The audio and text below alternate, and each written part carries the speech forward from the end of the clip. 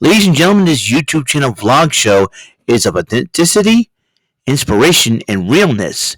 It is also about personality, good times, and fun. This is Eric Lima Shenanigans of 1977. And now, here is your host of the show, Mr. Big Beefy E himself, the elder statesman of Rant and Rave, and Mr. Shenanigans himself, Eric M. Lima. Thank you very much, Mr. Announcer, sir. Well, hello there, everyone, and welcome to yet another episode of Eric Lima Shenanigans of 1977, episode 1123. That's right, 1123. Yep. We're gonna conclude the day for a little bit of TNA Impact, TNA Event Center, the first TNA Event Center of 2024. Now, Tom Hennepin and Matthew Raywalt was hosting the best of TNA, some of the TNA classic matches since 2002. As you know, over 20 years ago, TNA has made its debut on national television. So it was like an alternative to the WWE at the time, before AEW came along. But Impact, TNA is still going strong today. In fact, they're bringing the actual name of TNA back. So this will be. They had some matches here, some moments. TNA's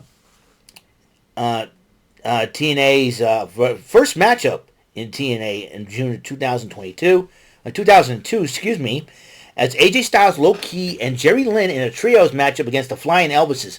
I believe it was Kid Romeo, Sonny Siaki, and Jimmy Yang.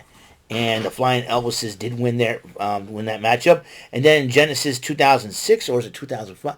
It was 2006 that Christian Cage made his debut. And then Kurt Angle debuts on Impact, I think 2006 as well, or 2007, confronting Samoa, or 2008, confronting Samoa Joe.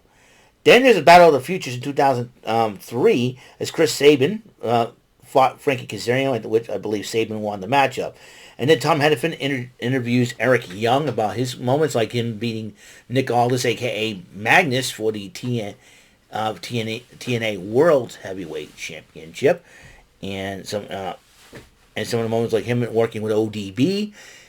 And I'm going to say that Eric Young had an illustrious career in TNA. He left TNA for a while, went to the WWE as a member of Sanity.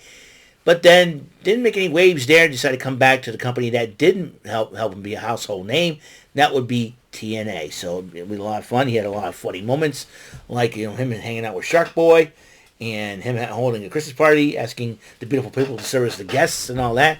And Kurt Angle trying to tell us the difference between Santa and Shrek, which is hilarious. But Eric Young has been the most versatile wrestler in TNA history, in my personal opinion, because he's gotten serious, he goes psycho, he does the funny stuff, and he has a lot of fun. And I think Eric Young, deserves to be in a part of a TNA Hall of Fame. I like EY. EY's so good. I love him. He's very entertaining.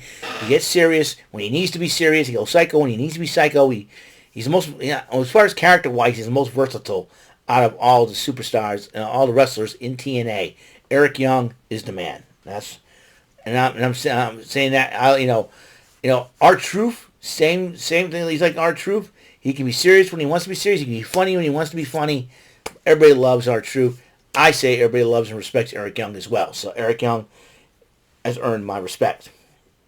And then you got Gail Kim versus Awesome Kong, which Gail Kim, I think, won the matchup, and Awesome Kong snaps and ends up powerbombing a referee.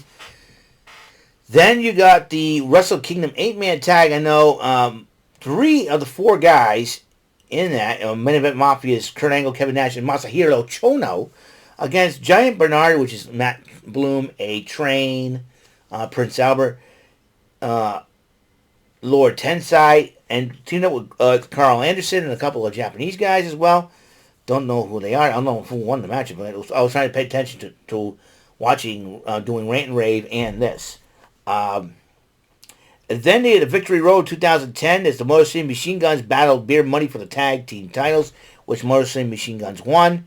And then AJ Styles, Samoa Joe versus Christopher Daniels in a three-way dance, and I believe AJ Styles won the match. So that is it for the TNA Impact Event Center report. Just to let you guys know, like I said before, I'm working on some brand new thumbnails. If you can tell, there will be new thumbnails for the year 2024. Because now that I got a haircut, I got to work on new thumbnails with a new look and everything else. I'll continue to work on my new thumbnails.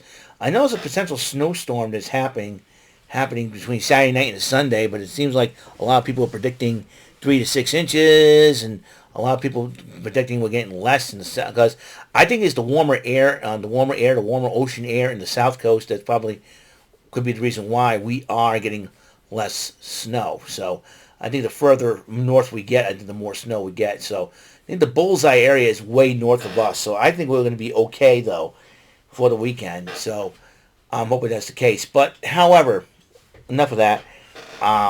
Going back to everything else in between. Like I said, there'll be more new thumbnails, more new episodes of the show.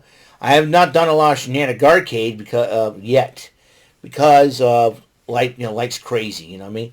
But now that my work schedule is shortened up a little bit because of the winter hours, of course, it all depends on the weather, obviously. Going back to 10 o'clock, which is fine. My boss did warn me, though, that working till 11 o'clock was on a temporary basis, which is fine and understandable. So now, back to 10 o'clock, and I've been picking it up a little bit as far as speed-wise. So I'm trying to prepare everything and be smart and make sure everything is ready. And then when I clock in, bada bing, bada boom, all that. So expect me to do a lot more videos in the future, considering my schedule now. And I'm really excited. So, yeah, TNA Impact, we're talking about a potential working relationship with the WWE. If that's the case, it will put, like I said, it will put TNA on the map. It will benefit TNA more because they'll be more nationally exposed and all that. It'll be really, really cool. Now, there's a rumor going around that Julia's contract with Stardom is up, and rumor has it she's going to the WWE. As a result, she disbanded her group, Del Mundo, and each woman from that group is going to go in different ways. I know Thekla says she's taking a break from wrestling. So, let's see what happens. And I think there's a huge opportunity for someone like Megas' Megan Bain to really try to be the star gaijin of Stardom, and that's where she is. Rumor has that Camille could be signing with the WWE as well. If that's the women's division in the WWE has been taking a huge hit because you still have Alexa Bliss out and Carmella out for maternity leave. You got freaking Charlotte hurt. Now Raquel Rodriguez suffered from something like cell thing.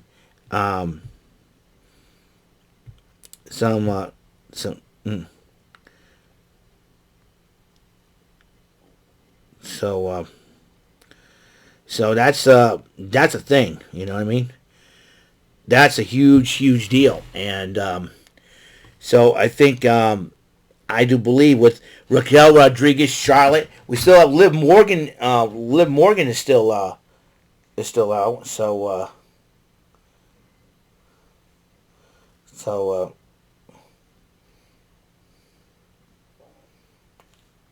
So that's another thing too.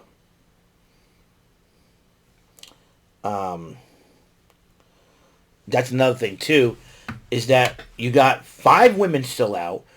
You got Liv Morgan still out, even though she had the situation with the marijuana arrest thing. I don't know how that would affect her or not. You still got you got Raquel Rodriguez. Those 5 women are out right now, so that's kind of a blow. So.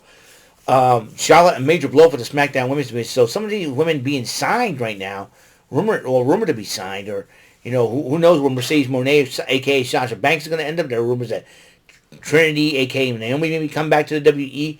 I think the WWE may be getting a little desperate because the women's division has been plagued with injuries and maternity leaves, and that's another thing too. So.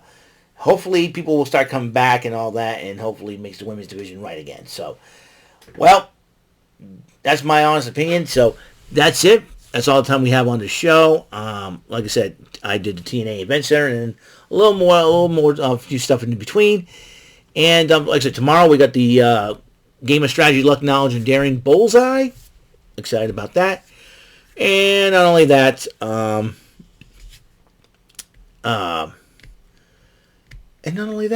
ladies and gentlemen, SmackDown, Rampage, and we got AEW Collision Saturday night. Like I said, it'll be a lot. It'll be a very interesting situation with these the weather storm for Saturday night into Sunday. So I kind of hope I don't have to work Sunday, but you never know for sure. So because like I said, my workplace, the mall, was filed for Chapter 11, so they had to make stretchers. So I don't think they would want to pay me. If they're not going to pay me, I'm not coming in. So it's like, you don't pay me, I ain't coming in. So thankful, but we'll see what happens. Like my mother told me, it was a 98% chance. I don't have to worry about coming in. So anyways, thank you for tuning in. Watch out for those next episodes coming up. So until those next episodes coming up, Mr. Announcer, take us home. This concludes today's episode. This is Mr. Lima speaking for Eric Lima Shenanigans of 1977. A big beefy E, do it for Bob Saget Productions, and in association with a Raven Bova Telepictures and Distribution. See you next time on another episode of the show. Goodbye for now.